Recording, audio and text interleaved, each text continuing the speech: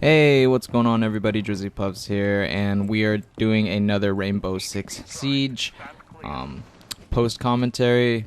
This time, I'm gonna talk to you guys exactly what I'm doing, just to kind of identify, to touch base on what you need to do in this game. And right there, you saw me put like some shock charges on the wall that's been reinforced. It's actually very useful, and sometimes you can get a few lucky hits on an unlucky enemy, infiltrator or attacker or whatever. Right now we're defending, and I'm putting a bunch of shock charges in on the razor wire. It slows them down as well as it hurts them, so preventing them from moving forward. It's a good gimmick, but honestly I wouldn't rely on that to be very useful to be used on anything. Right now there's a guy that is shooting through the window. Now everything that I'm doing here is correct. I'm just shooting and spamming, making sure that I don't get hit, because one headshot is a kill shot. So right here, one of my teammates is pretty much protecting that window wall right there. I got shot, so I just ran away. Don't be afraid to run away from battles. Don't take it, because you can die very easily in this game. It's pretty unforgiving when you get shot.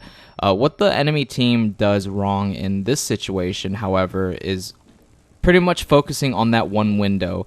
Honestly, if I were the attackers and you had a good coordinated team, what you would want to do is actually just move away from that window. Right there, he goes into that, goes right through that window, not really checking his corners. Don't do that. Always constantly check your corners. And right there, there's another guy going through another window. Honestly, at that point, it would have just been better if you guys just retracted back, regroup, and go to a different area. Look at my body jiggle like that. It's quite funny. But this guy kind of pretty much went really MLG ham on me. Look at that. Look at that kill cam. That was pretty boss. But I did pretty well. The other team could have done a little bit better. They pretty much just didn't coordinate, and I cannot emphasize enough on how much you need to coordinate when you play this game. Now, of course, I'm gonna go ahead and skip some of this part because for some reason this game likes to take a long time loading everybody up. Even though it says everybody's loaded, for some reason some people stay unloaded. They haven't finished with their loadout yet, apparently. So I've talked about this previously in my other video where I say, as an attacker, always try to go and find the bomb immediately. Ignore everybody. Don't tag them. Don't do that, because again, if you tag the enemy team, they will know that you tagged them. They'll get a notification and they will hunt you down. It's so much better if you just looked for the bomb. Eventually one of our teammates finds it. It's just easier to identify it as soon as possible, so you know exactly where you want to go. And also place your camera in a high spot. Like, you can jump on that little table right there, and that would be a pretty good hidey hole for your camera. Or you can jump on top of those servers. Whatever works. But having a good placement of your camera hidden somewhere is very useful for you and your team, so that way you can use it again, because those are mobile cameras, and knowing exactly where the teams, like the enemy teams, are is just useful. Information is useful. Now I'm gonna go ahead and fast forward this this part right here. It's not very important. I didn't really do anything, but what I want to point out is that if you have a coordinated teammate or team, I would be able to do a lot better. One of the strategies that I kind of picked up from playing this game is blow up that wall and camp outside and wait for somebody to pop their head to look for you know, yourself, if you happen to get caught. Right there, I whipped out my pistol just in case if I had to use my pistol really quickly, and apparently I did end up getting shot right there. So I'm gonna go ahead and revive this person, and we're just gonna fast forward. But after, when I recovered that person, they got up immediately and took out that enemy that came out of that doorway. It kind of happened a little bit too fast, so I'm not so sure if you guys saw it. Again, I'm implementing my strategy again, and I noticed that my teammates were already inside that building, that particular area. And what I could have done here, which I didn't, was blow up a wall or a window and just kind of infiltrate. But since I'm kind of like a sniper class, it's really not that useful, to be honest, for me to like go inside balls deep and just go Rambo and ham, even with the pistol with its high rate of fire, more faster than my rifle. I didn't really feel too confident, so I kind of just was just waiting and beating around the bush. So here's my loadout. It really doesn't matter what you really choose in particular. If you like submachine guns or shotguns, like they're all pretty powerful in their own way, so just choose what you need to choose. If you feel like going close range, use the shotgun. If you feel like being medium range, spamming your gun and moving fast, use a submachine gun.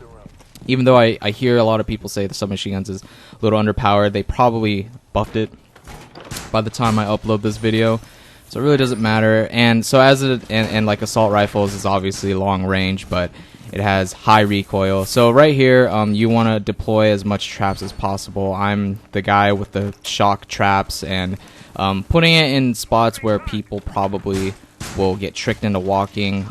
Usually it doesn't really happen that much, but also it also helps out putting those shock traps on those razor wires. So if a drone hovers over it or walks over it, it will destroy that drone. So it's actually pretty useful to put shock traps early ahead for the drones. And right here, I'm kind of just camping down this basement.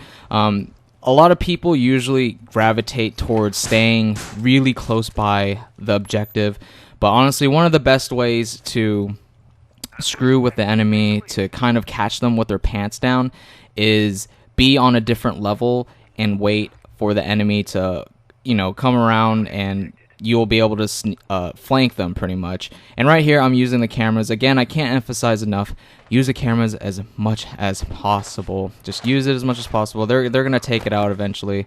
But getting a site where the enemies are, since they're all bunched up there, they're most likely going to infiltrate on that side. So my teammates are pretty much already ready to attack. So right there, they blew up a wall somewhere. For some reason, the they echo pretty much everywhere for me. And there goes one of the enemies. I'm trying to provide as much cover fire as much as possible for my teammate. I guess like one of the things I could have done was go to the left and run through that hallway and kind of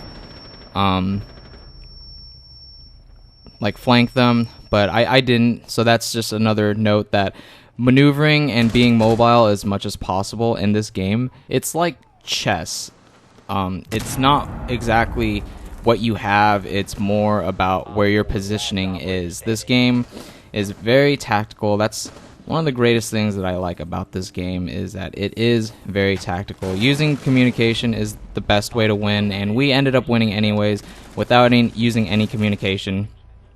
Not so sure what was going on there, but I ended up being in second place. I did more assists than kills, which is fine with me.